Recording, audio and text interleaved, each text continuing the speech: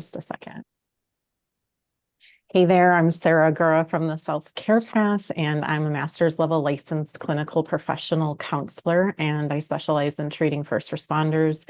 Today, I have Dr. Stacy Raymond and Bonnie Rumley with me, and we're just going to go over a couple of things about first responder counseling. And before we do that, ladies, I'd love for you each to introduce yourself and really tell me about how you got here, because this is such a unique specialty, and what your best work is as far as what you enjoy doing the most when it comes to first responder counseling. Why don't you go ahead, Stacy? Sure, I'm Stacy Raymond. My background is I have a doctorate in psychology. I've been a clinician for 26 years. I was born into a family with a Marine as a father, who also then became a police officer. So lo and behold, I find that those individuals are probably, who I work best with. And I would never have thought that, like when I first graduated and got my degree and became licensed.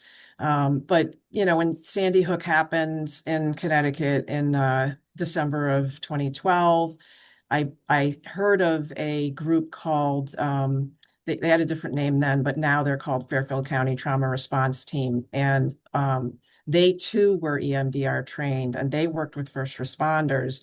And I really kind of wondered how the first responders who responded to Sandy Hook, how they were faring.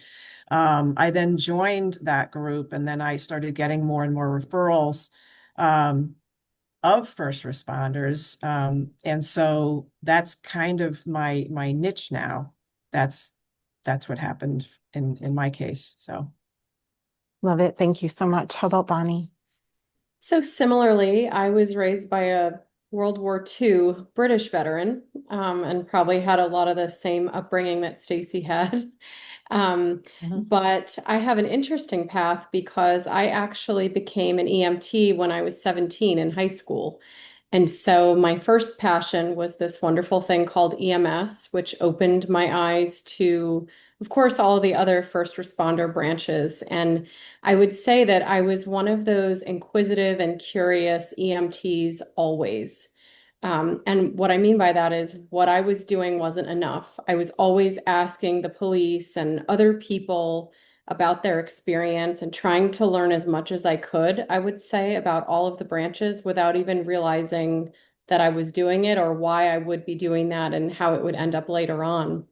Then went on, I became a licensed clinical social worker, and I was actually sitting at home when the Sandy Hook school shootings happened, on a Friday, watching the news and feeling like, okay, I'm 30 minutes away.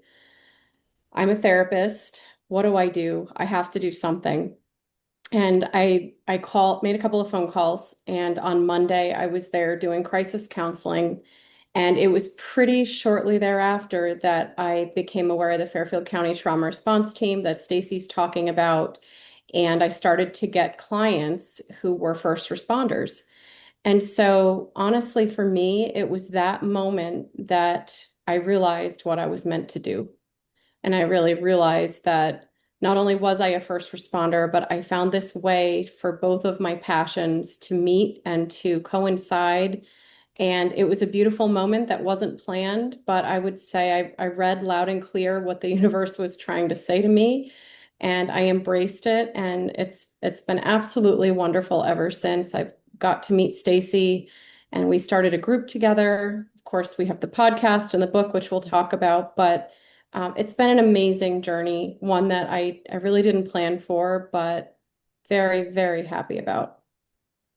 I love that all three of us didn't plan on this. And sometimes, Yeah. my audience knows my story of, I wanted to actually get a doctorate in sociology and do research and maybe teach at the university. But I was a poor kid that couldn't keep affording college. So I made this turn into becoming a therapist. And Jeff Dill from Firefighter Behavioral Health Alliance held a workshop for therapists that I didn't even want to go to. I remember thinking, like, what do first responders need? Which 18 years ago, that was a thought I had. Like, they're the helpers, like they're fine. And yeah, naive. And leaving Jeff Dill's workshop, I thought, yeah, I can help. And I went to like a family focus day at a local fire department, and my practice just got taken over. And it was like no advertising, no saying that I was a first responder therapist, Mhm. just word of mouth. And then by the end of that year of meeting him, I was just full time going forward working with first responders. And so I get what you're both saying. Like it sort of takes over your life, but you find that, hey, this is my niche. And it's never smooth sailing, in my opinion. So my next question is, how has this not been smooth for you? Because 20 years ago for us versus right now, we had to do so much to get where we're at. And I'm kind of curious about your story with that and what your before versus now sounds like. So I would say in the beginning, because I'm not a first responder, although my father was, I had a lot to learn as far as the lingo and the acronyms. I would have to ask, what does that mean? And which they appreciated because, I wasn't I wasn't nodding along like I knew what they were talking about. I didn't know what they were talking about. And, not only learning that police, fire, EMS, and dispatch was different, but then each house seems to be different as well. Each department seems to be different. So it was such a steep trajectory. So then I just started reading and I ended up learning a lot, co-leading the group with Bonnie, as we would interview, or not interview, but hear from various first responders. And I would just learn a lot in those groups, but also from the books that I read. And then I decided, okay, I need to go to Citizen Police Academy, which happened in a city near me. And I learned that was a 17-week program once a week. And I learned about all the aspects of policing. Um, and then I became CISM trained, critical incident stress management and peer support team trained. So I just kept expanding in my knowledge. And then as I expanded in that way, I saw more clients, and I developed a familiarity and appreciation and respect deeper and deeper for these populations. So. Beautiful. Bonnie, go ahead. Well, I would say, even though I was a first responder, I still had a lot to learn. I didn't walk into it with a notion or an idea that I knew everything I needed to know. That's so far from the truth. And I think that even being an expert in the field that all three of us are in now, one of the things I love the most about it is I learn every single day. I learn a new acronym. I learn a new policy or protocol that a department's putting in place. I mean, there's always, I think, more to learn, which is humbling to us and keeps us grounded, keeps us learning, which is really incredible. And don't forget, their career is ever changing because their career is responsive to the world. And the way the world changes impacts how first responders have to work, think, feel, protect themselves. And so, honestly, I never get bored. I feel very, very challenged in great ways. I feel like I'm constantly growing every day as a result of this population. And I would say it wasn't as hard for me in the beginning. I think I was more just very surprised at how obvious this was for me to end up in this work. I always wanted to go and save the world and help kids and give children and teens a better life because that's what I had wanted for myself. Um, but I would say that the real areas of challenge are just keeping up with the knowledge and making sure that you know what's happening with the research and what's happening with statistics across the country. I feel like I never have enough time to do more and more research that I want to do. And it's been a blessing to have the podcast that Stacy and I have because we meet a lot of wonderful people like you, and we learn from you as well, and we read articles. But if I had to say the one challenge is I want to keep knowing more and more, and I don't always have that time to go and seek the rest of the information out. I already want all the interns to listen to this conversation that are thinking about taking on this work, because we have to pass the knowledge on.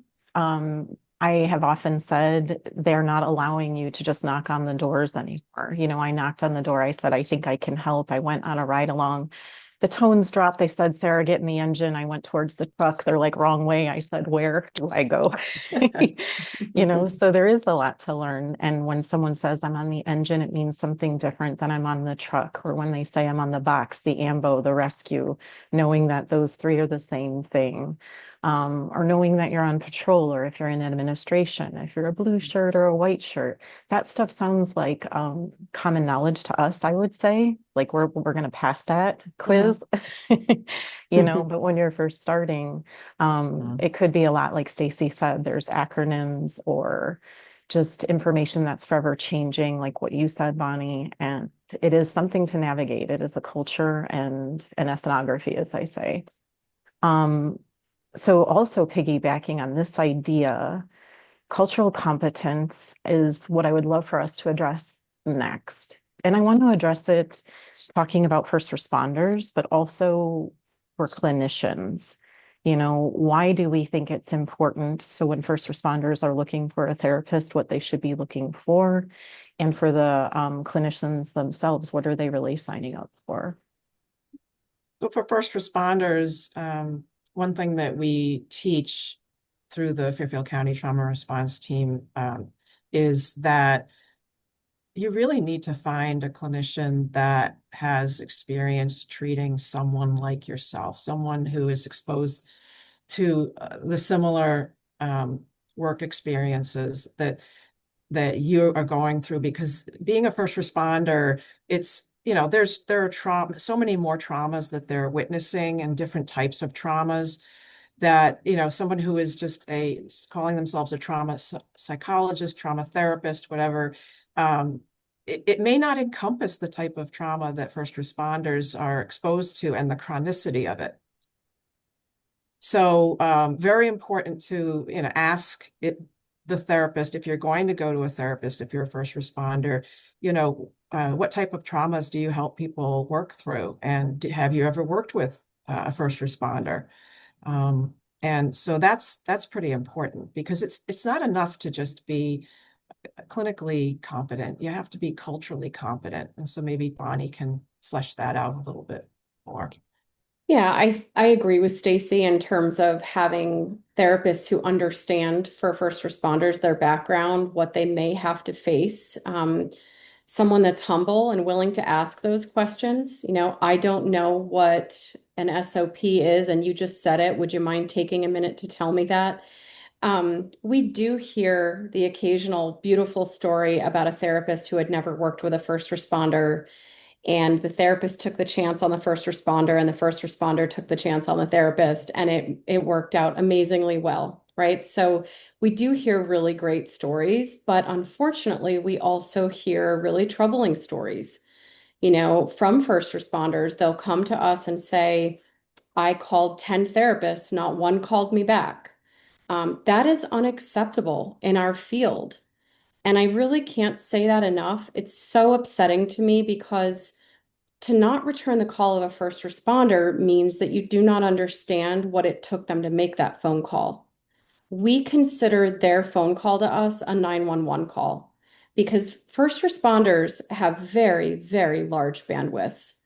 And being one of them, I'm included in that. I can take a real lot, but if I ever get to that place where it's too much, somebody's going to need to answer that phone. And that's how Stacy and I view our first responders. So it's upsetting to us when we hear that someone has called 8 or 10 therapists and never even returned a call to say, listen, I'm really full, but let me find someone who will see you.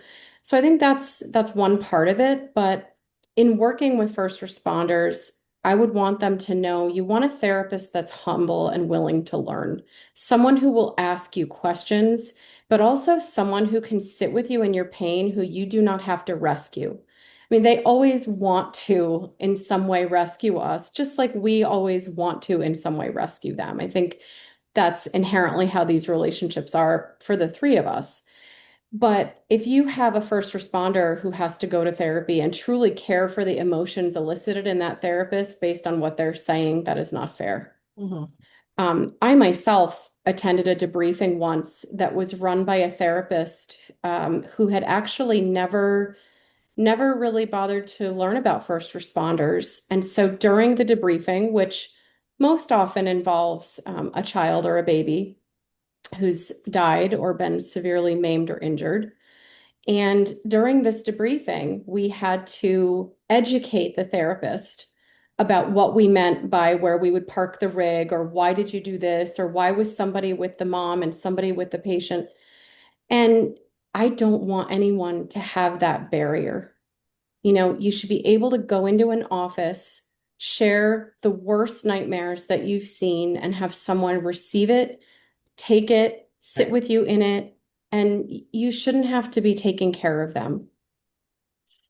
Right. I've had first responders who were now at the end of their rope and had to go into therapy, maybe an ultimatum from their spouse or whatever. And they said, I can't believe I'm here. I don't really want to be here. My wife, my husband, whatever wants me to be here.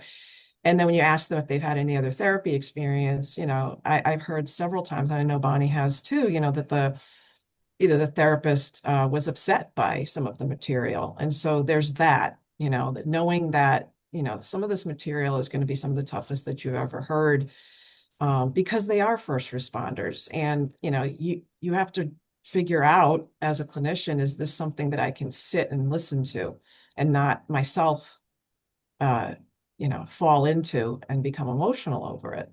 Because it's such a turnoff for the first responder or the veteran, whoever you're working with. I Well, love and what both you're saying. Go ahead, Bonnie.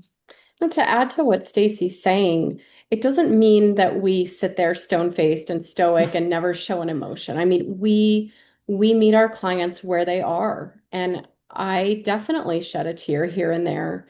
I find that when I do that, it's more because I'm seeing my client vulnerable and growing, and they let me into that moment of space. There's so much body language reading that goes on with first responders.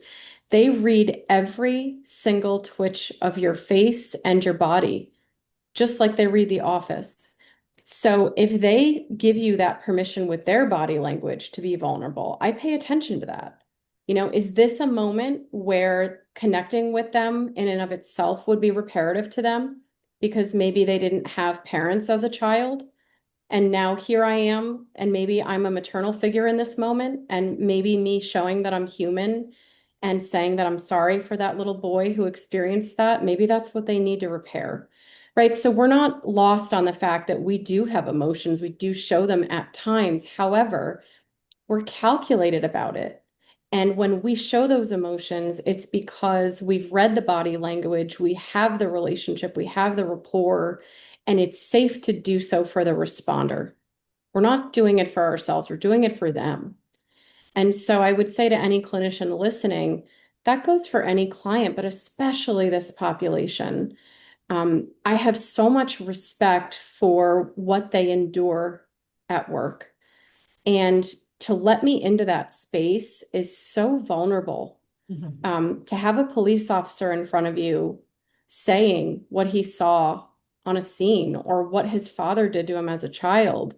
I mean, there's no more vulnerable a place in the world, I think. And so I take that as a great responsibility. And I really, really try hard to read everything just like they read us. It's a space that they perhaps have not had enough permission to be in, to be vulnerable, right? Because they are on scene, there's something, chaotic, someone is hurt, and they have to keep it together and make decisions that are going to, remedy the situation, right? So their emotions usually have to be compartmentalized. But then where do they ever get permission to get in touch with those emotions, right? And it just stockpiles. It just goes into the vault or into the bucket, whatever you want to call it.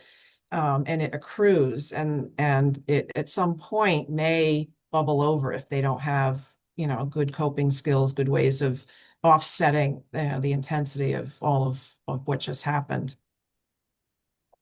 I love the severity of this conversation.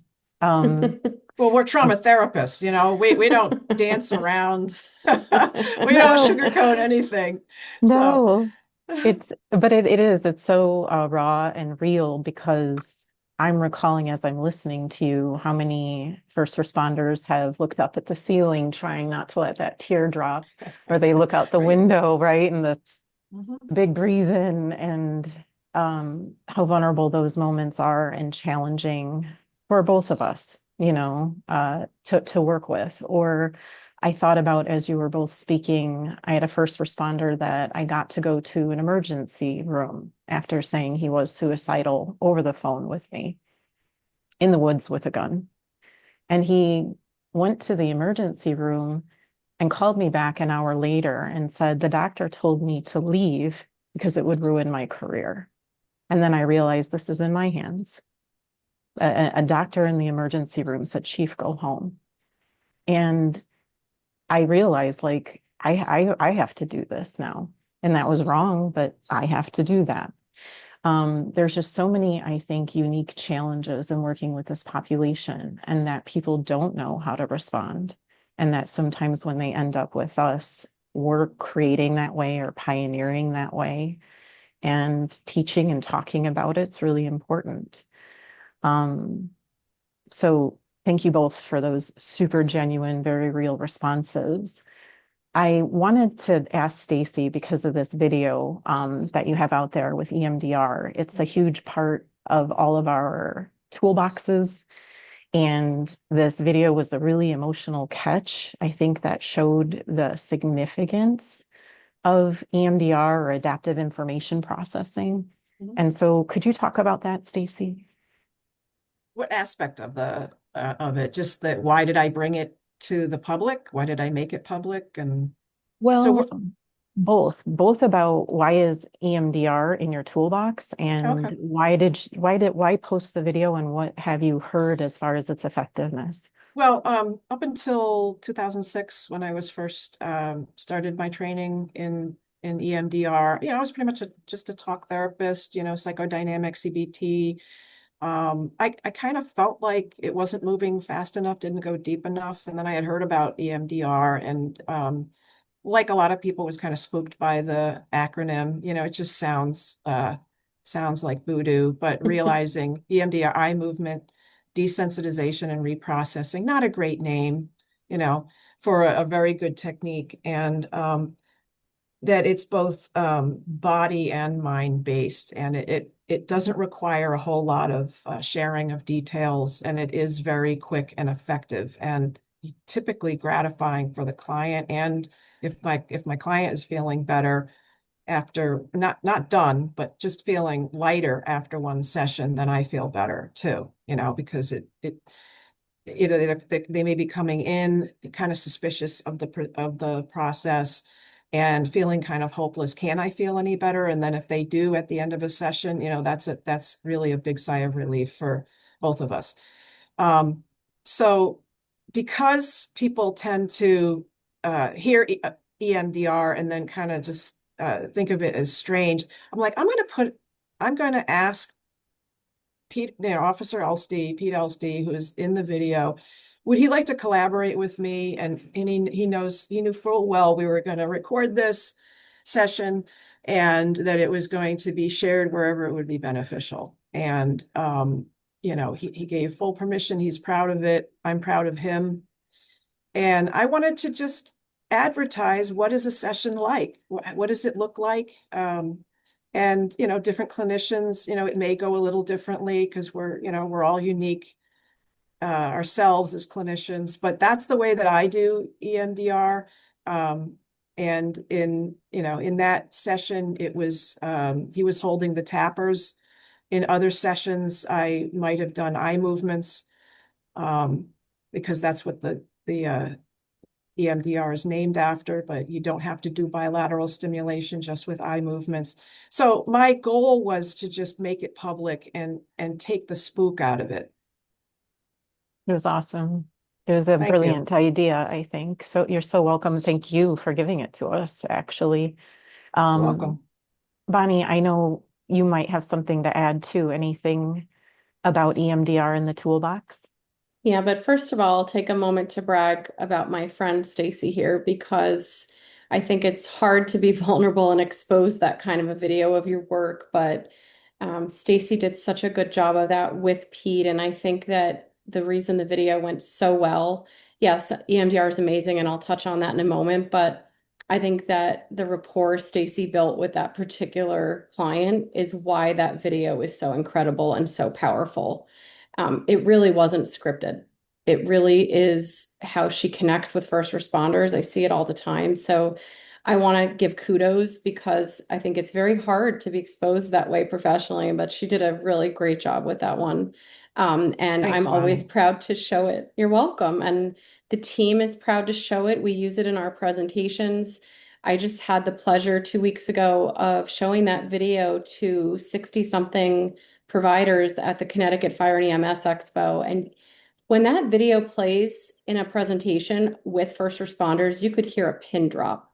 It's true. And I mean it. And I'm not being dramatic here. It's incredible. And so the fact that you can go on Stacy's website and look at it, that's amazing. But it's more amazing for me to witness the impact it has firsthand on our people. I mean, if you think Um, about it, it's you're being a fly on the wall of a therapy session, and you look at Pete, and he's a badass buff cop, right? And so and he's there, he's in uniform, so it doesn't get any more real than that. That here's a police officer who yeah. is courageous enough, strong enough to be vulnerable. Yeah, for sure. And knowing Pete, which I've had the blessing of knowing Pete as well, he's an amazing person, and I'm also very proud of that work that he did there. I can't say enough about EMDR. I became EMDR trained when I was at Sandy Hook, and I'm so, so grateful because it truly changed my life. It changed my life as a person because I went and had EMDR, and it changed so much for me, and that's when I really believed in it. And then when I started seeing the quick results it had in civilians, but also with first responders, I was sold. And I know it sounds very bizarre. People ask, are you hypnotizing me? Am I going to be awake? Am I going Yeah. to be able to drive home later? Yeah, some people need to relax before they drive home. That is very true. But I've never seen something so effective and work so quickly. To have someone be able to feel some kind of a positive change in one session, we could work with people for years, and some people can't access that. So to be able to use the tool that we have of EMDR with them is amazing. The other thing I think that it clicks really well with our people because it's straightforward, it's blunt, it's pretty concrete and black and white, and you tell us what you want us to know. I have a different experience sometimes than Stacy because I have first responders, they want me to know every single detail. And I don't ask for it, but they want it off of their brain. Mm-hmm. And I've had many more giving me details than saying I don't want to say a word or I'm not going to say anything and I'll just do the tappers. So that's kind of an interesting phenomenon that I have here, but I love seeing them feel a change. And they come back for more and they come in and they clench their fists and they're like, I'm ready to do it today. I'm ready. I'm ready. Or I was getting pumped up in the car on the way here, just knowing we're going to put those tapper things on. And this is how they talk. So to see them excited about healing, it's all worth it for me to see that. I love that you're saying some of that, and I'm giggling because I'm like, are we going to use your little vibrators? There's a Yeah, little they always giggle laugh about about that. that one. Yeah, or and there is like I'll tell them before you stand up, remember you might have EMDR legs that should be gone by the time you get to the car, but don't blow a stop sign or miss your Right. exit. Take a deep breath and be present. So it sounds like so much familiar therapist talk, you know. Yeah. Um, Bonnie, if I can stay on you, I also wanted to talk about this phenomenon that I think we're all very supportive of, which is first responders getting that master's degree or that doctorate degree and working in this field as you have done, and to talk about why that's kind of awesome, but also how that's affected you. Yeah. Well, I'm happy to say that just about every day I hear about another first responder going to become a therapist, and whether Yeah. it's LPC, social work, psychologist, PsyD, bring it on, because what these people want to do is take everything they've witnessed and lived through and help others with it. And what could be better? Who could be What more could be qualified, right? So, exactly, yeah. exactly. They're overqualified for the job. We know they can handle the job. They'll be phenomenal at it. And quite honestly, we know there's a shortage. And so we need them. We need all hands on deck here. I sort of think about it as, for the first responders listening, this is our MCI, because our first responders are struggling. The statistics are very poor. We know that people are dying by suicide, much more than they are by line of duty deaths.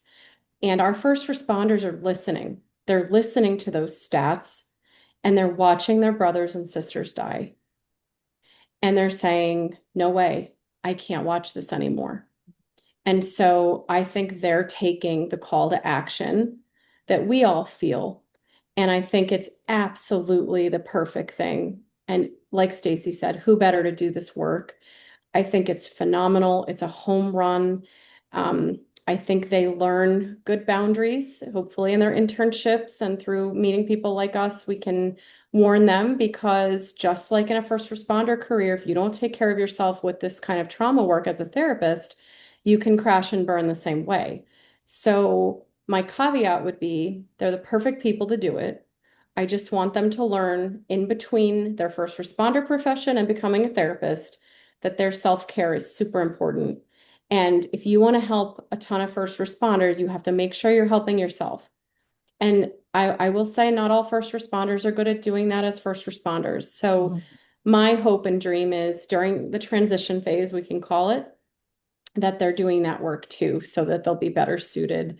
And I think in terms of myself and the impact that it has on me, I would not want to be doing anything else. I was telling someone yesterday at lunch that I wake up every single day happy and excited. Like I cannot wait to see what the day is going to bring me with the first responder world. Whether it's a podcast or someone reaches out on LinkedIn and, hey, can you come give me a presentation? The possibilities are endless. And I think that because I'm really open to it, I think things come along and they just kind of fall in your lap. And I really do feel like it's meant to be. So I am so excited about this. I never get sick of it. I'm constantly learning, and truly, truly feel blessed to have this profession. I think Stacy and I can agree. Yeah, absolutely. The profession is blessed to have you, Bonnie. Thank Yes. And you. you too, Sarah. And you too, Stacy. Yeah, exactly. I Both think, of you too. I'll join in on the kumbaya. Yeah, let's all hold hands and sing. yeah, but it's really a beautiful thing to wake up and I see who's on the caseload for the day, and I do have ideas, and I am curious and I want to be helpful. Um, and those are good feelings to have when you wake up in the morning and you know what you're going to be doing.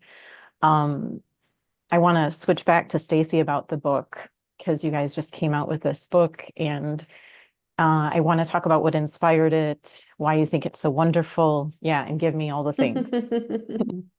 So it's helping the helpers. There you go. All right. It wasn't in, let's Focus. see, in focus. Yeah. So Yeah.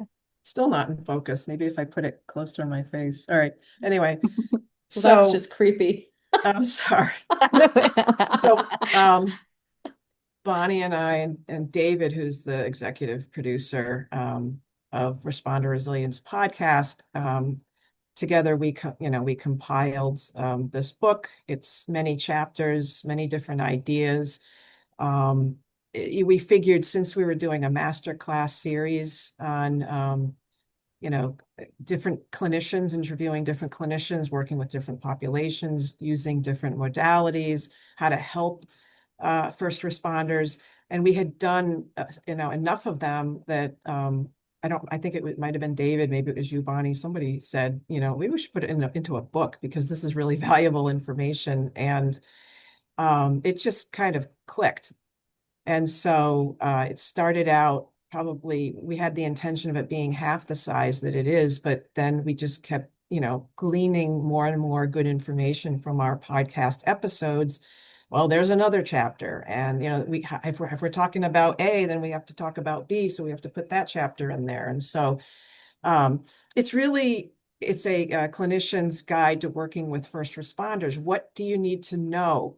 Are you cut out for this work, right? And I think it gets into some nitty-gritty details about, you can't just like first responders. You have to have, there's more to it than that. You have to be willing to learn about their culture. You have to know what they're exposed to. You have to understand how they may present and not pathologize it.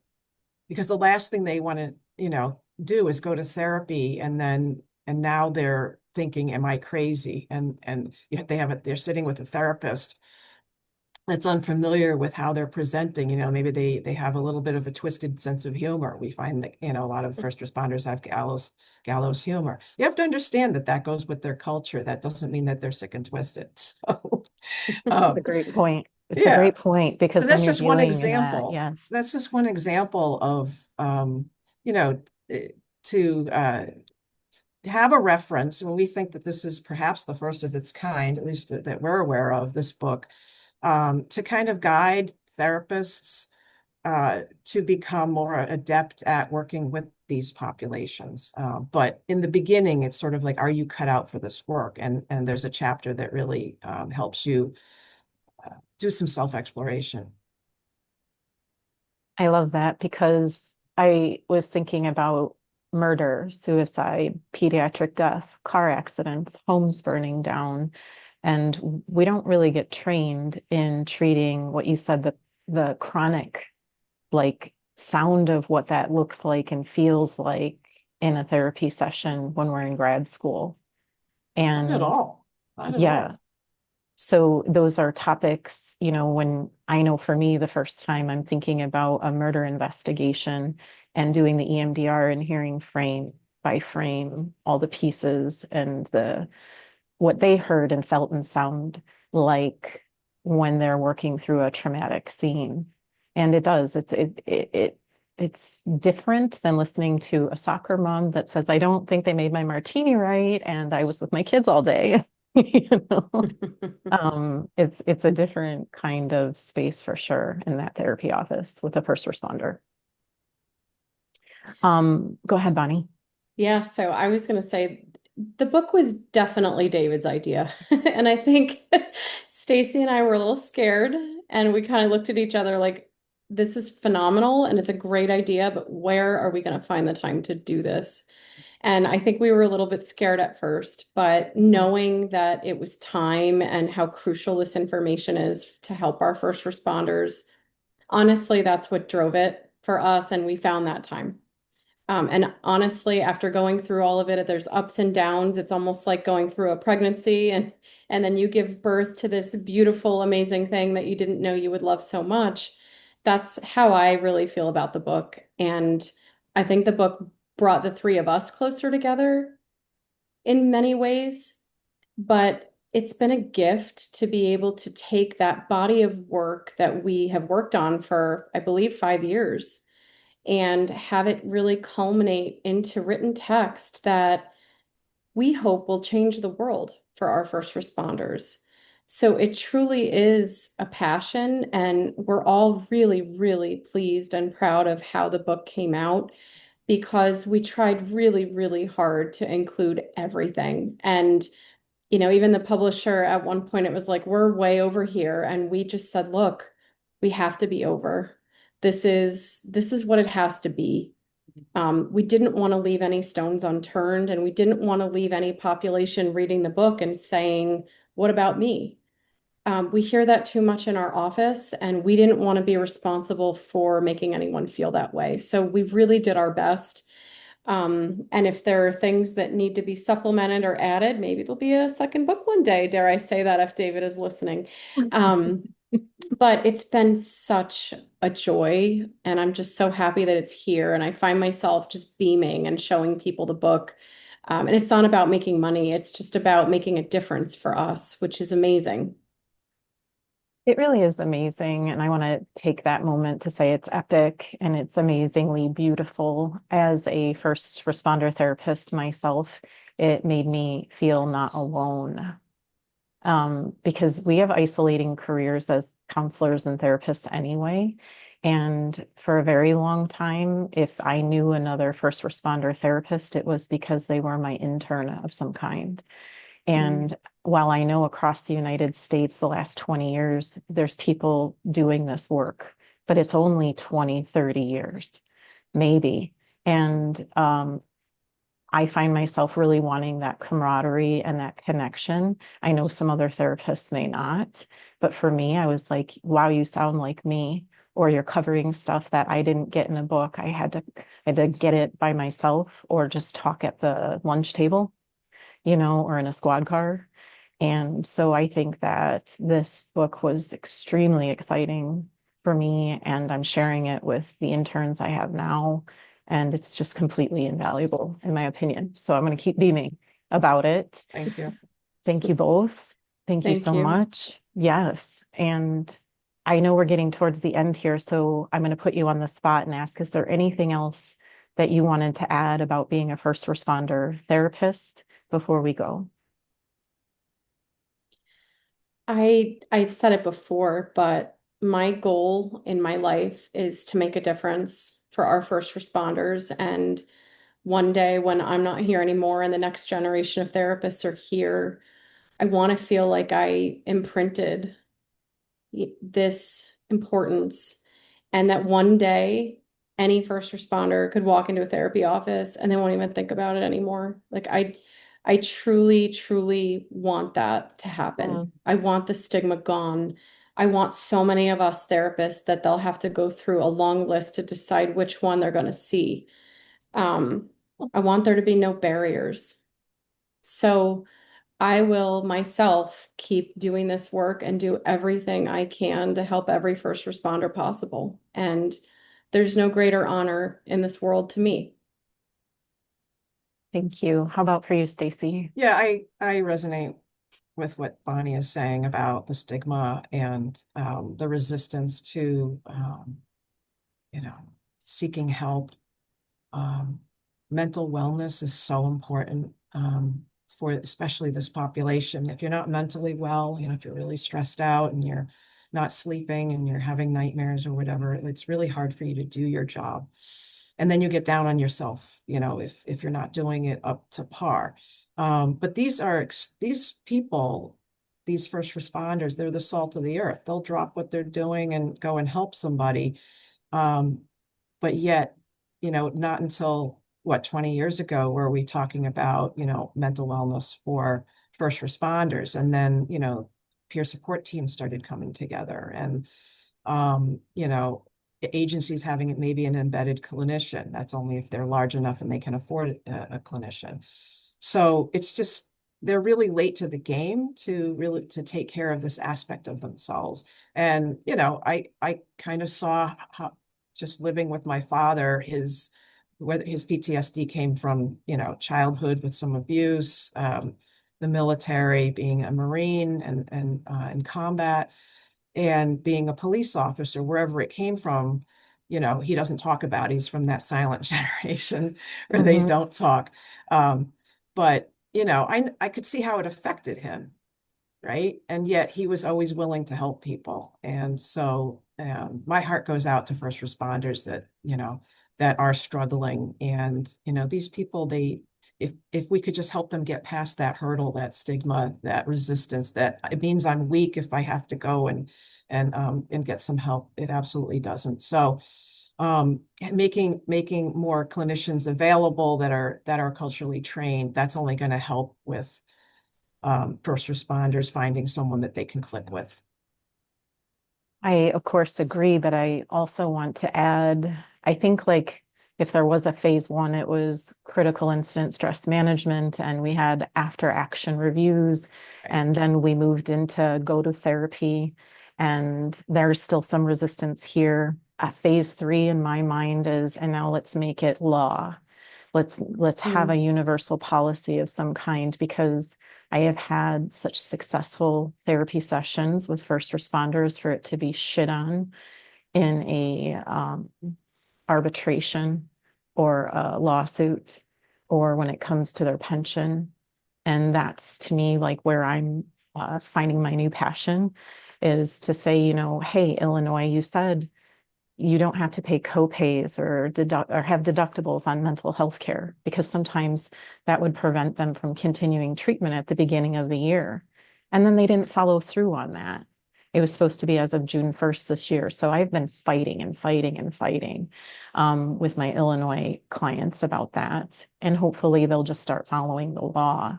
Or another place where we sort of failed in Florida, we have House Bill 421, where it is supposed to be private and confidential to be a peer supporter. And I had a police chief not honor that and really hurt one of his own. And I wrote a letter, saying, please don't do that. It's going to silence the entire peer support team.